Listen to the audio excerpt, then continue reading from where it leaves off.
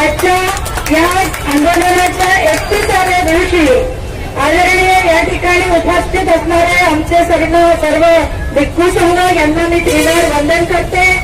त्याचप्रमाणे या ठिकाणी समाजाला सातत्याने जी मंडळी मार्गदर्शन करत असतात, सातत्याने फुले आंबेडकरी चळवळीच्या विचारावर असलेल्या आंदोलनामध्ये सातत्याने या नागपूरच्या ऊर्जाभूमीमध्ये कार्यरत असतात असे सन्माननीय आमचे ईझड खोब्रागडे साहेब, जे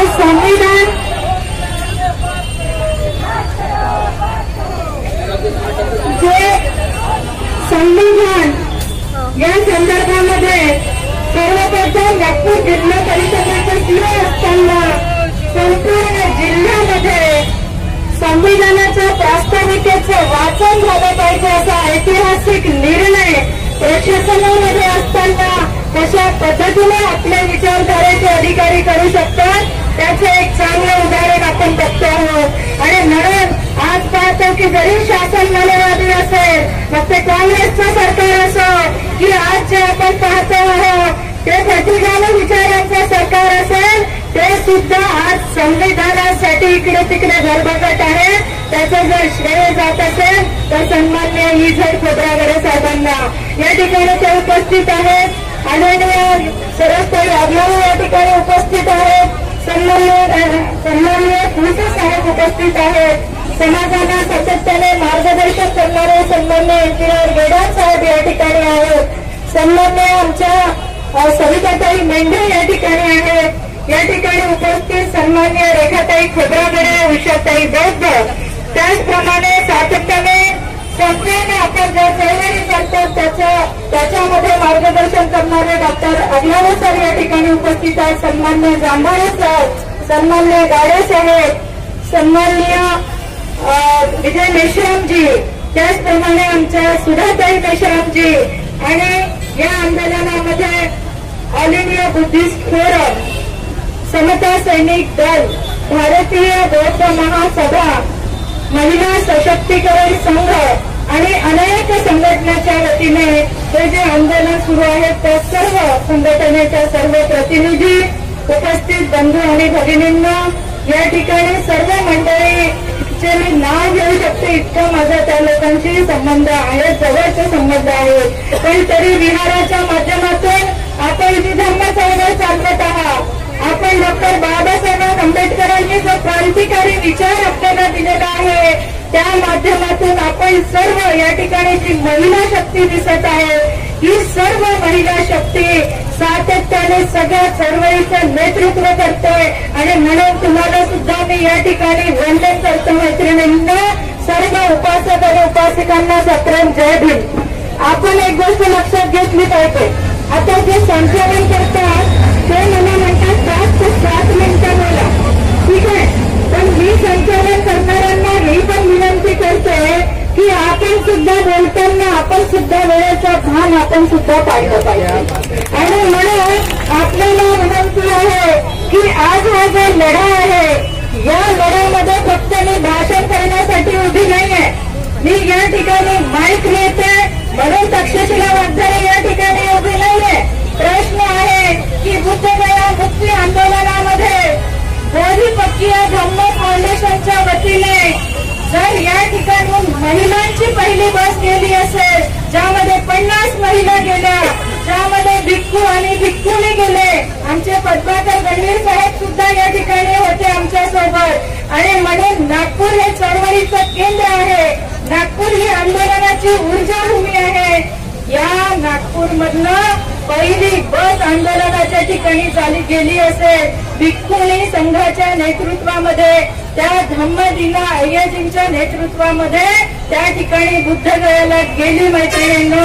आणि म्हणून माझं प्रांत आहे की मी या विषयावर बोलू शकते। या आंदोलनामध्ये आमचं सक्रिय काय योगदान राहिलं, आम्ही शारीरिकरित्या, आम्ही आर्थिकरित्या, आम्ही मानसिकरित्या या आंदोलनाला जे बळ देत आहेत, मला असं वाटतं की ते सर्व याचे हकदार आहेत। आपण एक लक्षात घेतलं पाहिजे, सविताताई मेंढे एक बौद्ध साहित्याच्या चांगल्या अभ्यासक आहेत. त्यांनी आपल्याला या ठिकाणी सांगितलं की इतिहास कशा पद्धतीने खोट्या पद्धतीने रंगविला जात आहे आणि कसं सातत्याने अनेकांना हॅमर करू ते सर्व सांगण्याचा प्रयत्न या देशातले प्रतिगामी मंडळी करत आहे. पण आपण सुद्धा एक गोष्ट लक्षात घेतली पाहिजे, मग ते अंबाझरीचं आंदोलन असो, बुद्धगया मुक्ती आंदोलन असो, 130 acre doctor Babasaheb Ambedkar international पार्कचं आंदोलन असेल, या दीक्षाभूमीचं जे आंदोलन असेल, या आंदोलनामध्ये ज्या मोठ्या शक्तीने आपण सगळे एकत्र येतो, आपण हे बघत नाही कोण कोणत्या गटाचा आहे, कोण कोणत्या तटाचा आहे, कोणाचा नेता कोण आहे, कोण कोणत्या राजकीय पक्षामध्ये आहे. जिथे जिथे समाजाचं हित आहे, जिथे जिथे डॉक्टर बाबासाहेब आंबेडकरांच्या नावाची अस्मिता आहे, जिथे जिथे तथागत गौतम बुद्धांच्या साठीचा संघर्ष असेल, तिथे तिथे सगळे बॅनर गुंडाळून ठेवा. ते कुठे आहात तुम्ही ते सर्व बॅनर गुंडाळून ठेवा. जिथे समाज रस्त्यावर आहे तिथे तुम्ही सुद्धा आले पाहिजे आणि जे नाही आले त्याला समाज सुद्धा त्यांची जागा दाखवून देईल, हे पण आपण लक्षात घेतलं पाहिजे. या ठिकाणी एकच मुद्दा महत्वाचा आहे. आज भिक्खू संघ लढत आहे, आज बुद्धगया मुक्ती आंदोलन सुरू आहे आणि कुठेतरी हे आंदोलन सुरू असताना इथे सुद्धा तुम्ही गटबाजी करण्याचा प्रयत्न करत आहात. जे धर्माचा प्रांत आहे, त्या धर्मामध्ये आम्हाला एकत्र गुंतण्याची ताकद आहे, असा धर्म डॉक्टर बाबासाहेब आंबेडकरांनी आम्हाला दिला. तरी सुद्धा तुमचं उद्दिष्ट काय बुद्धगया महाविहार हे मुक्त झालं पाहिजे. कुणाच्या ताब्यातून? मनोवादी विचारांच्या ताब्यातनं. कुठेतरी बौद्धांना तो विहार मिळाला पाहिजे. असं असताना तुम्ही त्याच्यासाठी लढत आहात, सर्व त्याच्यासाठी लढत आहे. मग एक भाव इकडे एक भाव तिकडे का? याचं चिंतन सुद्धा समाजाने केलं पाहिजे. आपण कुणाला असं जर फ्रॅक्शन करणारी जी मंडळी आहे, असं आपल्यामध्ये भेद करणारी जी मंडळी आहे, त्यांना ठणकावून सांगण्याची गरज आहे की सगळे भावंड एकत्र या, संघाने एकत्र यावं. संघामध्ये कोण तिकडून दीक्षाभूमीमधून काढते त्यापेक्षा सगळ्या संघाने एकत्र बसावं. काय मतभेद आहे, बुद्धाच्या काळामध्ये सुद्धा मतभेद होत होते आणि मतभेद होत असताना बुद्धांनी आपल्या देशनेच्या माध्यमातून प्रत्येक वेळेस त्यावर तोडगा काढून त्या ठिकाणी देशना दिली आहे. हा आपला इतिहास आहे आणि म्हणून इकडे तिकडे न भरभटता कुणी जर त्या ठिकाणी बघतो आपण आजकाल सोशल मीडिया इतका आहे की कुणीही बोलावं, खूप त्या ठिकाणी सोशल मीडियावर तुमचे जे फॉलोवर वाढत जातील आणि काय टाकावं, स्कॅनर टाकावं, स्कॅनर मध्ये पैसा गोळा करावं. पण त्या पैशाचं होते काय याचं उत्तर सुद्धा समाजाने विचारलं पाहिजे. कारण जे आपण म्हणतो की सत्वदानन धम्मदानन जिनाती, म्हणजे सर्वश्रेष्ठ दान हे धम्माचं आहे, तर तो धम्माला जाणारा 1 रुपया, त्या धम्माला जाणारा आमच्या चित्तामध्ये उपस्थित दान कुठे जाते ते सुद्धा आपल्याला विचारायची हक्क आहे. आणि म्हणून मैत्रिणींना या पद्धतीने मी लवकरच संपत आहे. कारण 1950 ला या देशामध्ये जे भारतीय संविधान लागू झालं आणि संविधान लागू असताना त्या ठिकाणी जी कायदे अस्तित्वात आले, जे कायदे लागू झाले, त्यामध्ये पूर्वाश्रमीचे जे काही कायदे होते ते आपोआपच रद्द होतात. हा महत्वाचा मुद्दा आहे आणि तुम्ही जिथे जाल तिथे हेच बोला की 1950 ला या देशामध्ये संविधान लागू झालं आणि जो बीटी ऍक्ट आहे तो 1949चा कायदा आहे. जेव्हा संविधान लागू झालं म्हणजे आपोआपच 1949 ला झालेले कायदे काय होते, निरस्त होतो आणि भारत हा सर्व धर्म समभावाचा राष्ट्र आहे.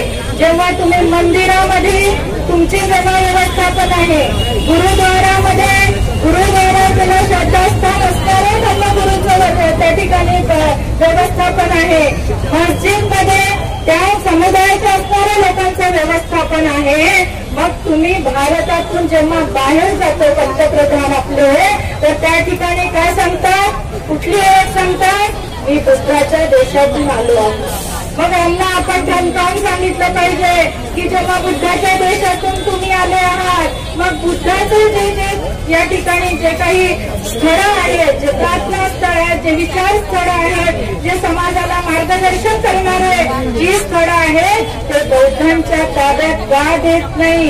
फक्त तिथे तुम्हाला सन्मान मिळाला पाहिजे म्हणून सांगता का की मी बुद्धाच्या राष्ट्रातून आलेलो आहे, मी बुद्धाच्या देशातला आहोत? आणि म्हणून मैत्रिणींना या आंदोलनाला बळ द्या, फुटीरवादी शक्तींना धडा शिकवा. अनेक आंदोलनं आपली खूप चांगल्या पद्धतीने तयार होतात, पण त्यामध्ये फूट पडणारी शासनाचीच मंडळी असतात आणि म्हणून त्याला कुठेही आपण बळी पडू नये. संघटितरित्या आपण संघर्ष करा. ही जी मंडळी आज दिसत आहे, आम्हाला आनंद होते.